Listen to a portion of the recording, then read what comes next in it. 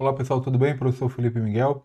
Vamos agora resolver uma questão na parte de sistema de controle, na parte de resposta em frequência, ou melhor, na análise do diagrama de Bode. Aqui foi uma questão bastante interessante em relação a você interpretar muito bem o que é que a gente tem ali de resposta em frequência de um diagrama de Bode, seja o seu módulo, ou seja a sua fase, e claro, descobrir qual seria a função de transferência que descreve essa resposta em frequência. Bom, aqui a gente tem esse sistema, como vocês devem ter anotado aqui, que ele está dando aqui um módulo e a fase de um sistema de transferência aqui que ele, a princípio, quer que você diga qual é a alternativa correta, né?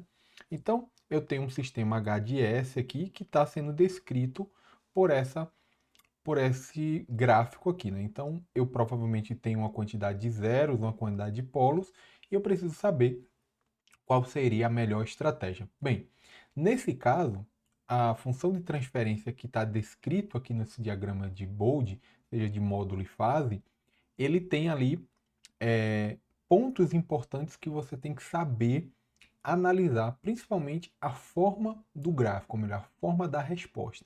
Primeira coisa que você tem que saber, que é o primeiro ponto interessante que você vai saber do gráfico, é o ganho, primeiramente, é o ganho estático. O que é o ganho estático? O ganho DC, ou ganho na frequência, né, como a gente vai colocar aqui na frequência zero.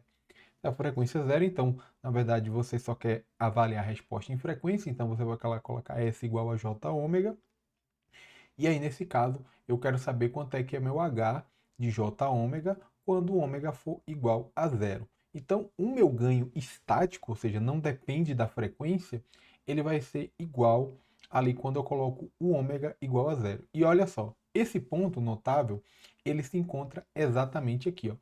Aqui, ó, nessa parte onde você tem a frequência, né, o ômega, muito próxima de zero. Então, note que o valor, né, ou seja, o valor de H de zero em dB, ele é igual a 20, né? Se ele é igual a 20, então eu preciso saber nas minhas alternativas qual seria o meu ganho estático. Aqui fica fácil de perceber, né, que já que é 20, quanto seria o valor, no caso desse ganho, na minha função de transferência? Ora, é só pegar 20, no caso 10, né, elevado a 20 e dividido por 20.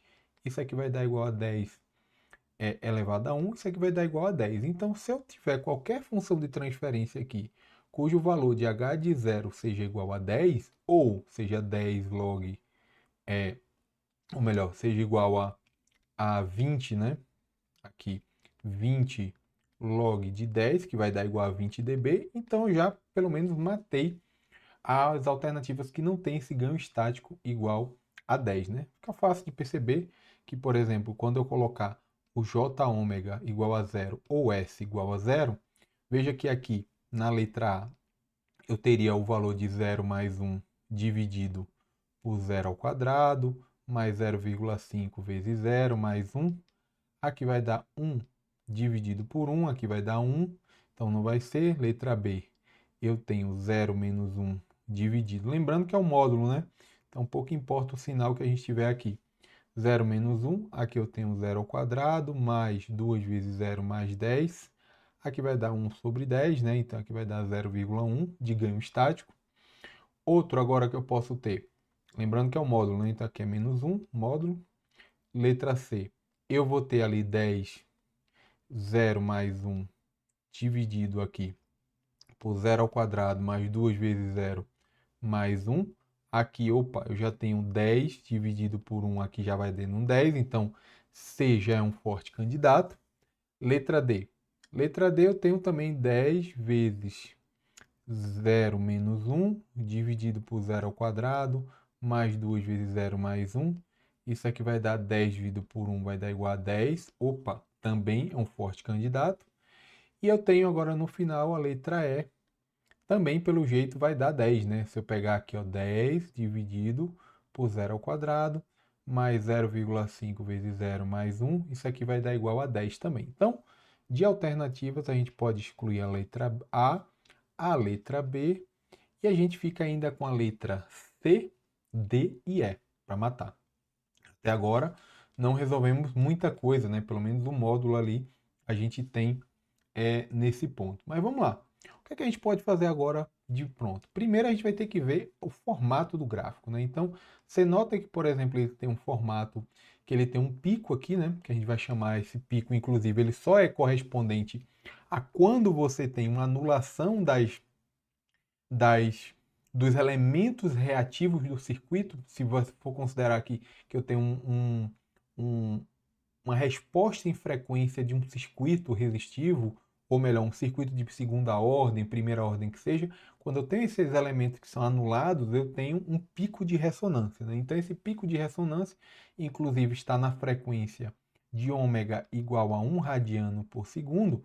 Eu consigo perceber que, se eu tenho um sistema que é dito de segunda ordem, ou seja, meus polos de segunda ordem, eu posso avaliar meus polos de segunda ordem como uma equação característica. Então, que é igual a S ao quadrado mais 2 zeta, ou que se ômega n, mais ômega n ao quadrado. Então, eu sei que meu ômega n, nesse caso, ele vai dar igual a 1 radiano por segundo.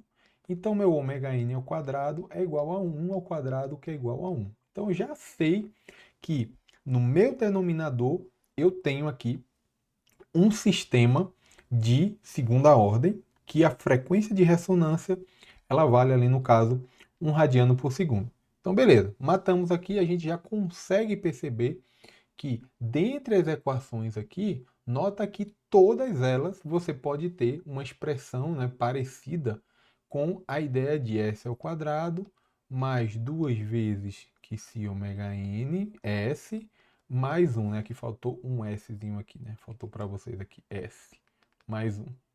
Mais ômega n ao quadrado, né? Ou melhor, ômega n ao quadrado.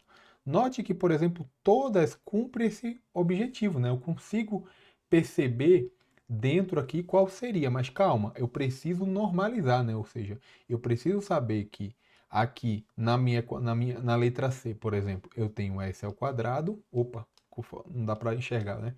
Fica S, deixa eu só colocar aqui, S ao quadrado, mais aqui eu tenho S ao quadrado mais 2 vezes S mais 1. Então, se eu comparar aqui, né, eu tenho 2. Então, o que se ômega n aqui, ou zeta ômega n, é igual a 1. E o ômega n ao quadrado, eu tenho aqui que é igual a 1. Então, consigo ver que dá para eu utilizar ela dessa forma também. Vamos ver a segunda, né, a letra D. Eu tenho S ao quadrado mais 0,5S mais 1. Ora, aqui eu posso dizer que 0,5 é igual a 2 que se ômega n, ou ômega n aqui, e eu posso fazer o quê? Posso muito bem considerar também que esse 1 aqui da letra D, que está bem aqui, ele também é igual a ômega n ao quadrado. Então, ômega n também eu posso dizer que é igual a 1, e aqui eu consigo matar quanto é que é o meu valor do meu Quision, do meu zeta, né? Então nota, olha, então não dá para matar nada? Dá. Calma que a gente vai ver com calma aqui. Vamos para a letra E também. Letra E também é muito importante, por quê? Porque ele fala que é S ao quadrado mais 0,5S mais 1 aqui também, né? Aqui eu posso dizer que isso aqui é igual a 2 zeta ômega n, que é igual a 1 meio.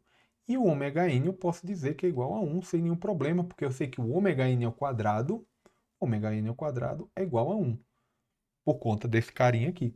Então eu já consigo entender quanto eu posso achar o quê? Meu coeficiente de amortecimento. É esse cara que é a grande sacada. O coeficiente de amortecimento, que seria esse cara aqui, ó, ele tem uma característica muito importante. Por quê? Se ele, por acaso, for igual ou ele for menor do que 1, o sistema ele é subamortecido. Se ele for maior do que 1, ele é superamortecido. E se ele for igual a 1, ele é criticamente amortecido. Então, o que acontece? Para um sistema ter um pico de ressonância, primeiro esse sistema ele tem que ser subamortecido. Calma, mas não é suficiente ele ser subamortecido. Eu preciso também que o meu Qi, ou o meu zeta, que seja, ele seja o quê? Ele esteja entre um valor, né? Ou seja, ele precisa estar entre o valor ali de, no caso, menor do que 0,707. Então, ele precisa ser um valor ali muito menor do que 1 sobre raiz de 2, né? Então, 1 sobre raiz de 2 é o valor que ele precisa ter para apresentar um pico de ressonância, tá? Então, se ele por acaso tiver um valor maior e tiver muito próximo de 1, que seria criticamente, muito próximo de criticamente amortecido, apesar dele ser um sistema, subamortecido, ele não vai apresentar um pico de ressonância, tá? Então, ponto importante é que você saiba disso aqui. Então, vamos lá, vamos seguindo. Então, nisso aqui eu já consigo, por exemplo, veja, analise só, por exemplo, a letra C. A letra C, ele tem aqui, ó, S ao quadrado mais 2S mais 1. Note que aqui, se eu colocar 2, que se o zeta ômega n igual esse cara C igual a 2 e o ômega n igual a 1, o que é que vai acontecer nesse caso? Eu tenho que o meu, deixa eu só colocar aqui, eu tenho que o meu zeta, né? Ou seja, meu zeta vai ser igual a quanto? Vai ser igual a 2 dividido por 2, que vai ser igual a 1, né? Então esse cara aqui vai ser igual a 1. Se ele é 1, então ele é o quê? Criticamente amortecido. Ele tem duas raízes reais iguais. Então ele não apresenta pico de ressonância. Então a letra C a gente já pode garantir. Como a letra D e a letra E são iguais, ou seja, a gente já sabe que é um sistema subamortecido que é menor do que 1 sobre raiz de 2 o valor. Por quê? É só eu pegar aqui, ó, 0,5 é igual a 2 zeta ômega n. Como ômega n é igual a 1, como você já sabe, aqui vai dar igual a 1 quarto, né? Então, 1 quarto é menor do que 0,707, né? Que isso aqui é 0,25. Então, apresenta um pico de ressonância. Então, beleza, matamos. Mas como é que agora eu vou conseguir matar? Que eu tenho duas respostas com ganho estático igual a 10. Eu tenho agora, sabendo que eu tenho um sistema de segunda ordem com pico de ressonância na frequência de ressonância de 1 radiano por segundo, como é que eu vou agora saber qual é a alternativa? Se é a alternativa D ou se é a alternativa E? Já que, inclusive, a E parece muito mais lógico, porque eu tenho uma ideia, por exemplo, de um filtro passa-baixa ali, de segunda ordem. Será que vai funcionar desse jeito? Poderia funcionar se ele não tivesse dado o gráfico de fase. As duas funções para o gráfico de ganho até poderia funcionar. Mas, claro, tem um peguinho aqui, né? Qual o peguinho? O peguinho é o seguinte. Note, por exemplo, que na queda desse sistema aqui, quando você tem esse sistema ele está caindo aqui, ó, ele está caindo quanto? Ele está caindo menos 20 dB por década. Veja, a cada 10 vezes que a frequência aumenta, você tem uma queda de 10 vezes o ganho, ou menos 20 dB, que dá no mesmo, né? Então é a queda linear, né? Ou seja, se cai 2 aqui, corre 2 aqui, cai 2 aqui. Se sobe 4 aqui, cai 4 aqui, claro, de forma linear. Então, de uma forma muito tranquila. Então, seja menos 20 dB por década, ou a gente pode colocar que essa curva também tem menos 6 dB por oitava, né? O que quer dizer isso? A cada vez que você dobra a frequência, você cai a metade do ganho. Então, isso também é uma equivalência. Equivalência de 1 para 1, tá bom? Então, vamos lá. Como é que agora eu consigo, de fato, entender qual das duas alternativas seria a minha alternativa correta? Simples. A gente vai conseguir o quê? Já de cara, a gente já percebe que existe uma queda de menos 20 dB, como a gente já viu aqui. Ora, se tem uma queda de menos 20 dB, como é que eu posso, já que eu tenho dois polos sendo atenuados em altas frequências, ou seja, eu estou percebendo aqui que eu tenho duas raízes, né? Duas raízes complexas conjugadas aqui entre S ao quadrado mais quanto? Mais 0,5S mais 1. Eu tenho duas raízes que estão atenuando o sinal enquanto. Se é duas raízes, se é dois polos, então seria menos 20 dB. Com menos 20 dB seria quanto? Menos 40 dB por década. Então teria que estar caindo aqui, a cada 10 vezes que aumentar a minha frequência, eu teria que estar caindo o quê? 100 vezes, né? Teria que estar caindo ali menos 40 dB por década. Então, assim, É 10 vezes 10 vezes. Então, eu teria que ter ali, na verdade, de 10 para 100 ali, nesse caso aqui, ó, de 10 para 100, eu teria que ter aqui menos 40, que não é o que acontece. Acontece só 20. E por que só acontece só 20? Por quê? Porque existe um zero que está compensando essa queda.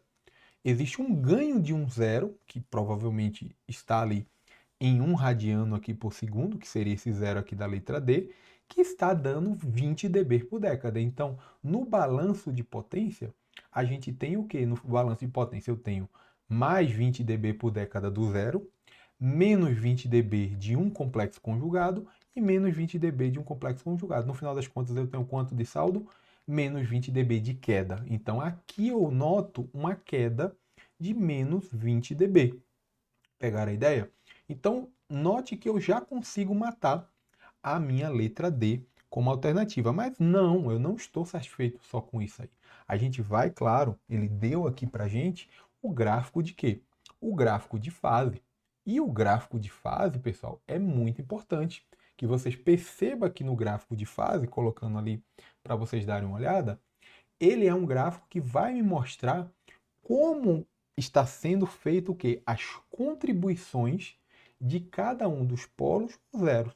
Note o seguinte, vamos pegar novamente esse gráfico, ou melhor, essa função aqui, que é a função que a gente achou, S menos 10, eu vou colocar tudo por meio de J ômega, tá? Então vai ficar assim, ó, 10 J ômega menos 1. E aqui, tá? Eu vou até deixar aqui, no caso assim, vai ficar J ômega ao quadrado. Isso aqui embaixo não vai importar muito, tá?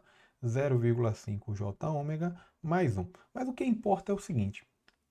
Nota o seguinte. Se por acaso eu tenho a contribuição do meu zero, ou seja, quando eu começo a aumentar esse zero aqui, ou seja, essa frequência desse cara aqui, o que é que vai acontecer nesse caso? Essa frequência, ou o que eu estou aqui atenuando, eu automaticamente com esses zeros aqui eu vou ficar com o quê? Eu vou ficar com a contribuição de um zero, que está ali em J ômega, e eu vou contribuir aqui com, por exemplo, com dois polos em J ômega. Só que eu vou cortar um J ômega com outro J ômega. E quanto eu vou ficar de fase no final? Eu vou ficar com, se eu tenho 90 graus que está sendo contribuído por um zero, menos 90 graus contribuído por um polo e menos 90 graus contribuído por outro polo, em altas frequências, esse 90 vai embora com esse 90, e eu só tenho 90 graus. Né? Então, de fato, em altas frequências, você percebe que lá nas altas frequências só vai ter a contribuição de um polo contribuindo em menos 90. Beleza. E em baixa frequência, em ômega igual a zero. Quando é em ômega igual a zero, olha só que interessante. Qual seria a fase, por exemplo, desse número complexo aqui? Ou seja, desse número complexo 10, j ômega menos 1, dividido por j ômega ao quadrado, mais 0,5 j ômega mais 1, quando o ômega é igual a zero. Ora, quando o ômega é igual a zero, note, aqui vai dar zero, aqui vai dar zero, aqui vai dar zero. Só que note, ó, eu tenho um menos 1 aqui, ó. Então vai ficar assim, ó, 10, vai ficar 0 menos 1, dividido por quanto? Por 1 aqui embaixo, a fase disso aqui. Só que a fase disso aqui é quanto? A fase disso aqui é fase de quanto? De menos 10. Quanto é a fase de menos 10? É 180 graus, né? O negativo. Então veja que esse zero no semiplano direito, que é um sistema de fase não mínima, ele vai acrescentar uma fase de menos 180 graus, onde? Lá nas baixas frequências. E note que o meu gráfico ele não mente, né? O meu gráfico ali ele está mostrando para vocês a questão do menos 180 ali, né? No caso ali, quando você está vendo em baixas frequências, ou seja, em baixas frequências eu tenho que o meu zero, nesse caso, ele está, ou melhor, o meu denominador ali está acrescentando 180 graus na minha fase. Beleza, pessoal? Então é isso, tá? Espero que esse compêndio de informações na parte de diagrama de Bode seja de bastante utilidade na sua preparação aí nesse conteúdo de resposta em frequência para essa parte de sistema de controle, tá bom? Um abraço e até a próxima.